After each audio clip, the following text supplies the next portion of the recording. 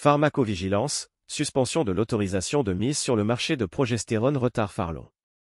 À compter du 21 août 2024, l'Agence nationale de la sécurité des médicaments, ANSM, a décidé de suspendre l'autorisation de mise sur le marché, AMM, de la spécialité progestérone retard Farlon 500 mg et 2 ml, solution injectable intramusculaire en ampoule, fabriquée par le laboratoire Bayer.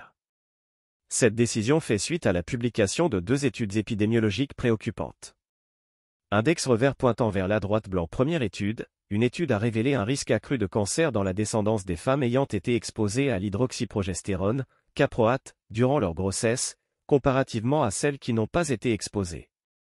Ce risque semble être particulièrement élevé lorsque le médicament est administré au cours du premier trimestre de la grossesse et en fonction du nombre d'injections reçues.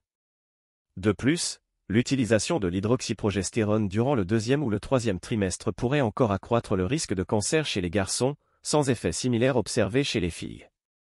Index revers pointant vers la droite blanc. Deuxième étude, les résultats d'une autre étude indiquent que le caproate d'hydroxyprogestérone ne serait pas plus efficace qu'un placebo pour la prévention des naissances prématurées ou des complications médicales associées aux prématurés.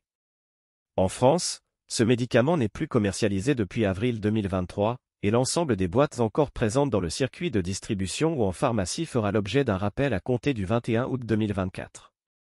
Triangle rouge pointant vers le bas. L'hydroxyprogestérone, disponible sous forme de caproate d'hydroxyprogestérone, est un dérivé synthétique dont la structure diffère de celle de la progestérone endogène.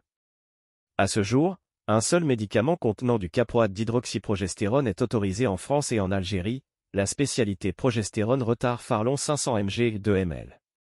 Ce médicament est administré par voie intramusculaire et indiqué dans certaines pathologies gynécologiques et obstétricales, telles que les troubles liés à une insuffisance en progestérone, la menace d'avortement ou la prévention d'avortement à répétition due à une insuffisance lutéale prouvée.